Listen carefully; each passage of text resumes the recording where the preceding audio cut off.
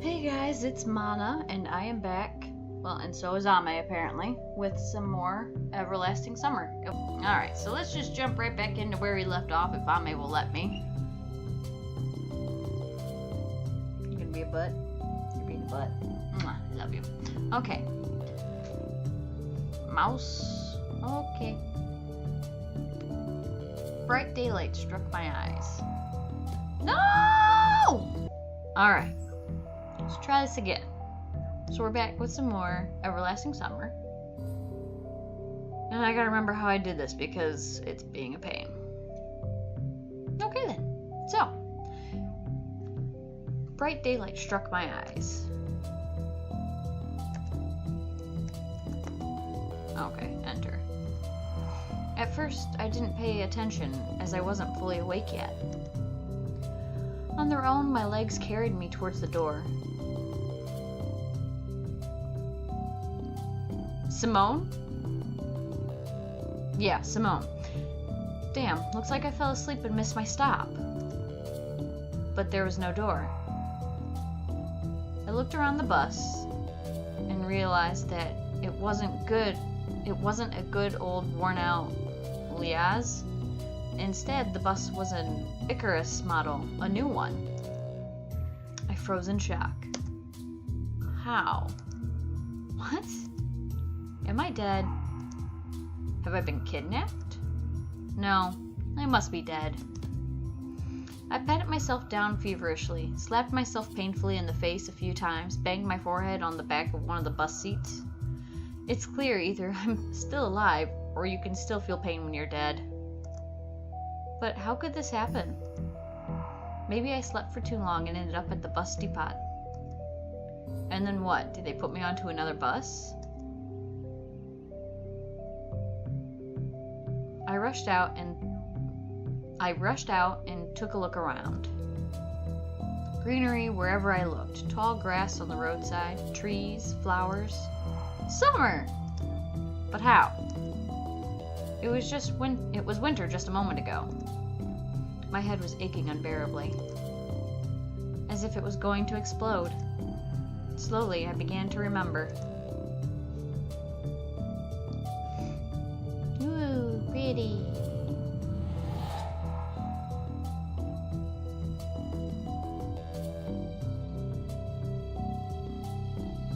A long road running off into the distance. Forests, plains, fields, lakes, and forests again. I think I was sleeping, but then how could I remember all of it? And then, a gap. Some girl leaning over me. She softly whispered something into my ear. Then a gap again.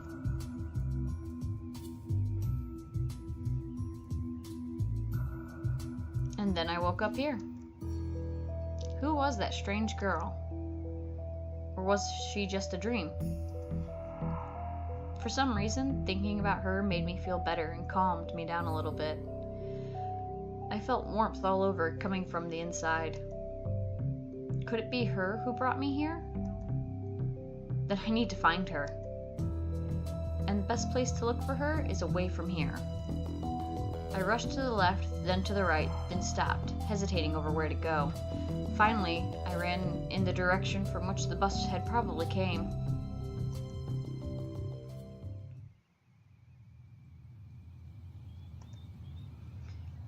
Physical exercise does refresh one's mind. Thoughts become clearer, and it gets a little easier to evaluate the surrounding reality. Not in my case, however. I was sitting on the roadside, wheezing and trying to ease my sore throat by gulping breaths of hot air. In any case, the run did its job. The fear withdrew for a while. Maybe I really am just dreaming. Though recalling my self-harm on the bus, I immediately rejected the idea.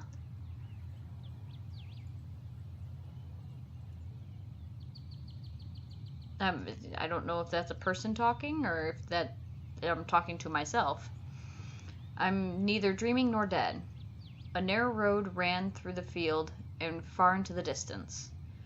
That exact same road from my dream. I must be very far away from home. And it's not just that it was winter yesterday and it's summer now. It's the whole environment.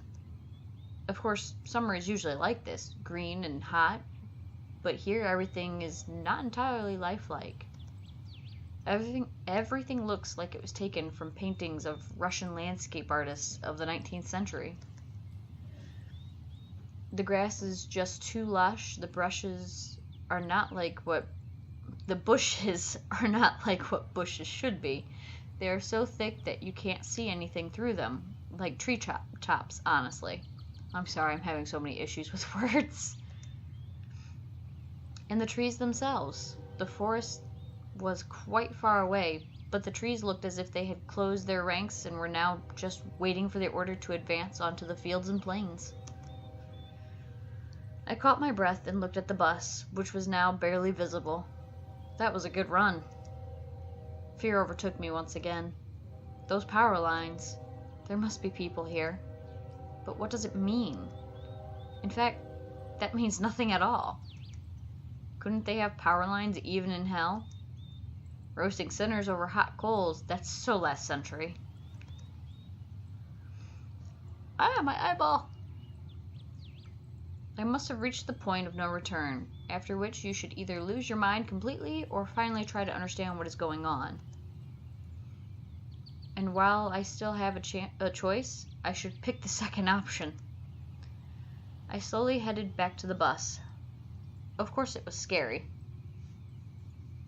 But I'm not likely to find an answer on the fields or in the woods, and this wretched bucket of bolts is the only kind of link that I have with the real world.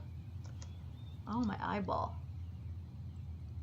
Excuse me while I make faces. I'm trying to get something out of my eye. Probably looked like Mangle back there for a minute. Oh, hey! I should carefully scout the area. A brick wall and its gates crowned with a... I'm sorry, I don't speak Russian. This is probably going to be butchered. Sorry. Oh, owlet. Sovyonok means owlet. Oh. So an owlet sign? Statues of pioneers standing on either side, and a road sign nearby showing the bus route number 410. The trip's taking a bit too long today. I smirked. A person may start acting inappropriately in extreme situations. All the time. Something like that is probably happening to me now. This place didn't look abandoned at all. No rust on the gates, no damage to the walls. Owlet! What could have a name like that? Judging by the pioneer statues, it could be a kid's summer camp. Moreover, it appears to be open. Of course, the simplest explanation, logically speaking, explains nothing at all. The strange girl, the altered bus, summer, the pioneer camp. Thousands of theories went through my mind instantly. From alien abduction to lethargic sleep. From a hallucination to a time and space shift. None was worse than any other, but there was really no way to pick a single one. Then it occurred to me. I can try to make a phone call. I took out my cell phone and dialed the first number from my contact list. But instead of signal strength bars, the screen was showing a thick cross. Alright, there may be no signal in such a remote place. Though I cannot be the only one who came here. Buses don't drive themselves. I examined the bus from all sides to make sure that it wasn't a hallucination. Bits of dirt on the bottom, some rust here and there, faded paint and worn out tires. No, this is definitely a very ordinary Icarus. Yeah, exactly the kind of bus which takes you to places beyond your understanding if you carelessly fall asleep. I gave a nervous chuckle. It came out by itself, sporadically, because this wasn't the right place or time to laugh. But where on earth is the driver? I cautiously sat down on the curb beside the bus and started to wait. My patience didn't last long. My anxiety seemed to have reached its peak, and I started to go slightly mad. In a situation, and in such a situation, anyone would have probably felt something similar. Aliens and parallel universes were gone from my imagination, leaving only void and darkness. Is this how everything will end? How my life will end? But I wanted to do so much. There were so many things that I had no time yet. I was overwhelmed by the idea. This was definitely the end. But why? It's not fair. Surely I'm no worse than anyone else. God, why? Sleepy time.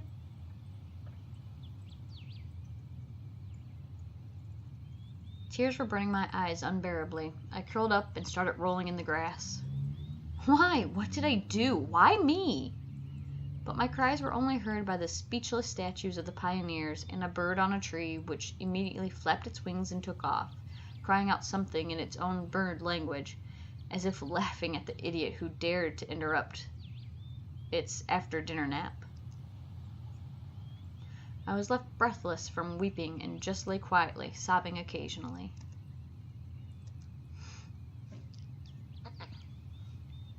After a while, I managed to pull myself together. My mind cleared up a bit, as if terror and fear of death gave me a little break. All in all, if someone wanted to kill me, what is all this for? It doesn't look like an experiment either. If this is just some crazy coincidence, then there's probably no threat. Anyway, for now it seems there's no danger. The panic was gone.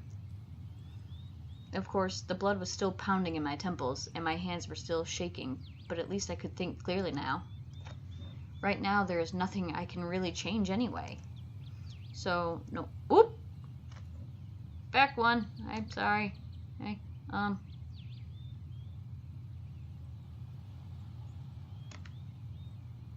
Okay. Right now, there's nothing I can really change anyway. So, no matter how much I think or how mad I get, it would only make things worse. Ami, no one wants to see your butt. Until some actual facts appear, there's really no point in making guesses. In any case, I won't learn anything by lounging around here. This camp, if, of course, it is really a camp, looked like the only place where people could be, so I decided to go there. And hardly had I... Ami, your butt's in the way. And hardly had I reached the gates when a girl came out from behind them, wearing a pioneer uniform. My logic didn't let me down this time. Then again, a pioneer uniform in the 21st century? And then again, a girl. Here. I froze, unable to take a step. I felt very much like running away. Running as far away as I could from this place. Far from this bus, gates, statues, and far from this bloody bird with its siesta.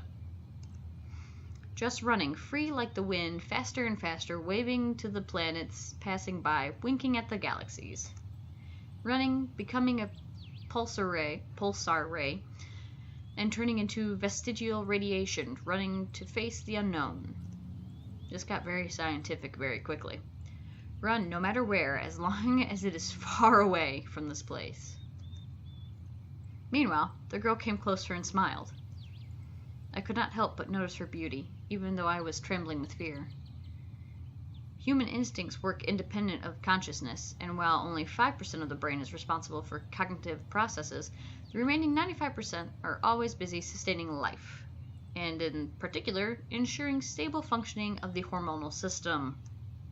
I desperately wanted to get less complicated and stop thinking in formal quotes from an encyclopedia, though my thoughts appeared to be, one by one, being stupid, out of place, as if taken from an internal monologue of the hero of some junky soft-cover crime fiction book. A pretty Slavic face, long braids that looked like 2 armfuls of fresh hay, and blue eyes you could drown in. Pioneer girl. Hi, you must have just arrived.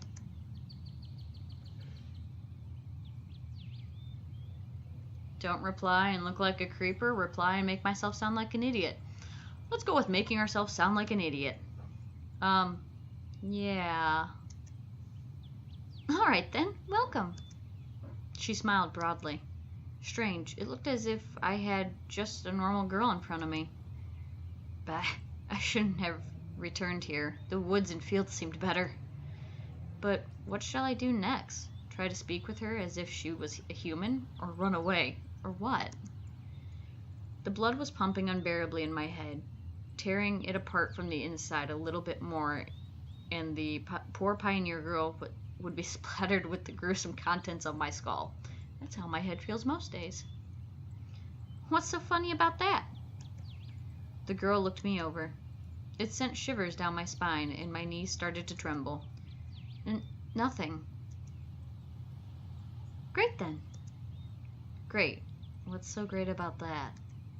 Suddenly a thought crossed my mind. To hell with it all. Forget about the bus behind me. The fact that it was winter yesterday and summer today. I want to rip off my itchy sweater and just accept that all this is actually happening. Everything is as it should be. All this is for the best. Would you happen to know? You should go to our camp leader. She'll tell you everything. Look. You go straight ahead to the square, then turn left. You'll see several small cabins. She pointed at the gates as if I knew what was behind them. Oh, I don't even know how to pronounce that. Is a patronymic a derivative of a person's father's name, in this case, Dmitri? Dmitrovina? I don't know. Put by Russians after the person's first name as a sign of respect. Well, you can ask someone where Olga Dmitrovina's cabin is. I, got it? Of course I didn't. Well, I've got to go now. The girl waved her hand at me as she disappeared through the gates. It seemed as if, to her, I was something ordinary. And all this show with the bus and the travels while awake or asleep were troubling only to me, while everything here was just the way it's supposed to be. Camp leader, pioneer uniform. What are they doing? A historical reenactment here? Oh, what are they doing? Whatever. I hope I won't find Lenin standing atop an armored car in the square. But even that would not surprise me right now. After standing alone for a while, I headed into the camp. A mere 50 meters ahead, and a small one-story house popped up on the left side. The sign near the door said clubs. I was about to come closer when the door suddenly opened and a short girl wearing a pioneer uniform came out. Her pretty face gave me the impression of one suffering for the fate of the whole of mankind with a truly universal sorrow. I'm having so many problems with words, I'm sorry.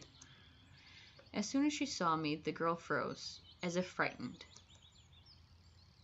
I froze too, considering what was the best to do. To approach first, or wait until she showed some initiative. Or maybe run away after all. Although this last option was constantly being suggested only by my self-preservation instinct. At least that's what I'd like to believe. Not the worst human instinct, but far from the most logical. If this instinct played poker against deductive abilities, the outcome would be predetermined. And those deductive abilities, or at least their semblance, were hinting to me that there was no need to be afraid of this girl. Suddenly, somebody jumped out of nearby bushes. A girl wearing a bright red t-shirt with USSR written on it. Yeah, USSR, that's what that says. Clearly it says CCCP. But hey, I'm not Russian. Such a perfect reproduction of the age. She looked quite short from a distance, and was probably younger than both pioneer girls, the one at the gates and this girl at the door of the clubs. At last, I decided to come closer, but the USSR, as I called her in my mind, jumped towards the first girl and started telling her something while wildly waving her arms. The other girl, in turn, seemed confused and lowered her gaze, remaining silent.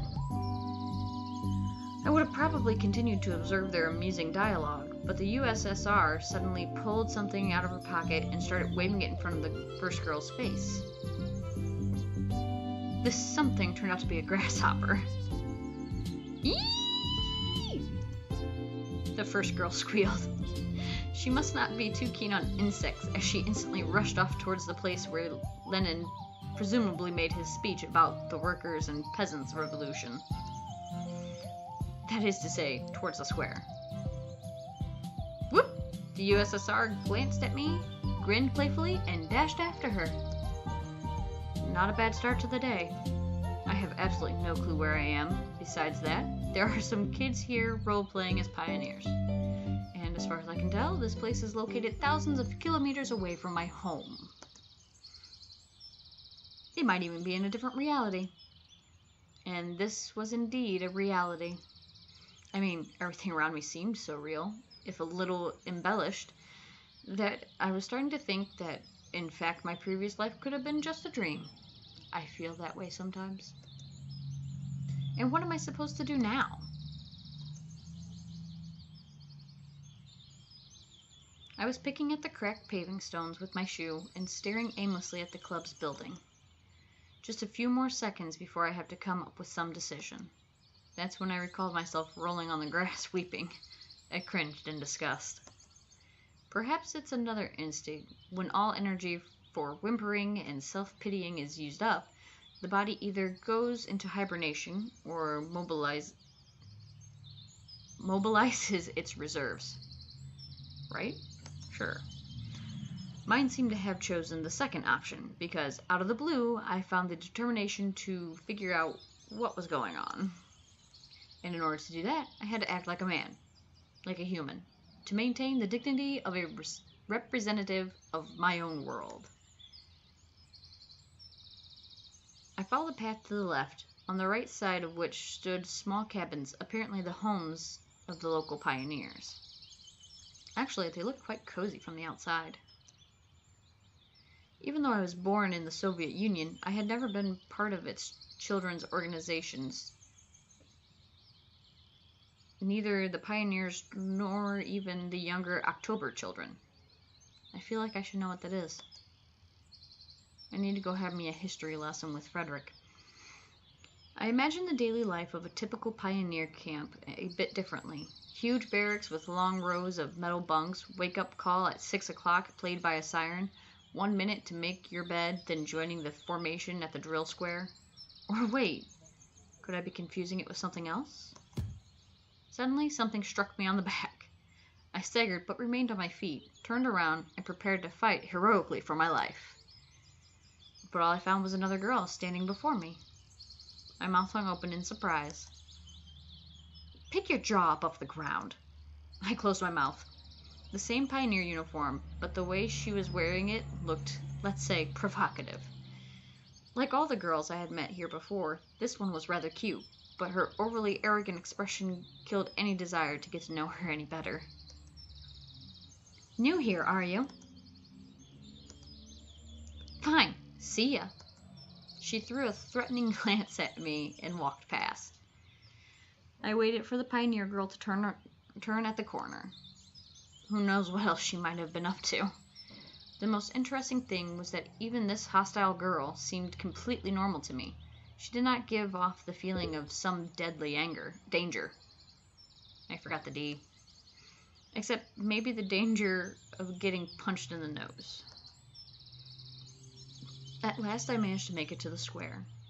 There was no Lenin or an armored car, although one could easily expect something like that after all this had happened.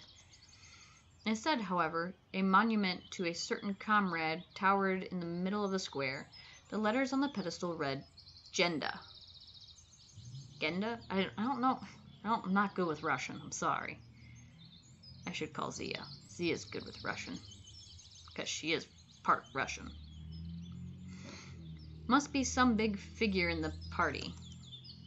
There were some small benches at the sides.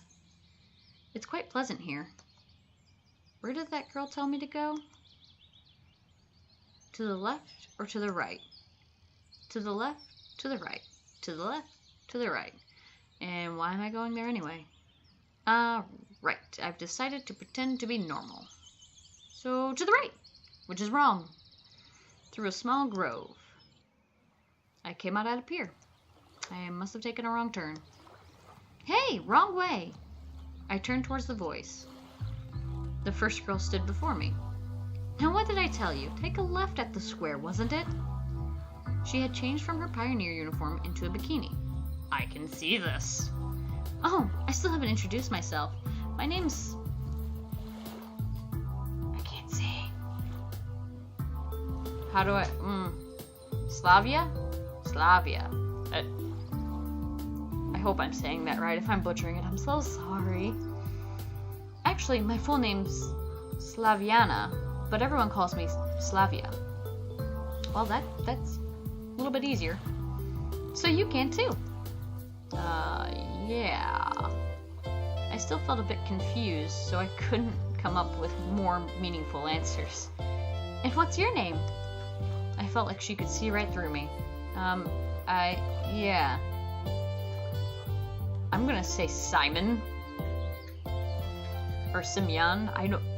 Russian names confuse me sometimes. Because I'm not quite sure how things are pronounced. Simeon. Nice to meet you, Simeon. I feel like I'm saying it so wrong. Someone correct me if I'm saying it wrong. Please, just down in the comments, like, put how it's supposed to be said. Because I'm going to be butchering a lot of names. Alright, I'm almost done here. Could you wait here a minute? I'm going to change, and we'll go to Olga Dmitrievna together. Agreed?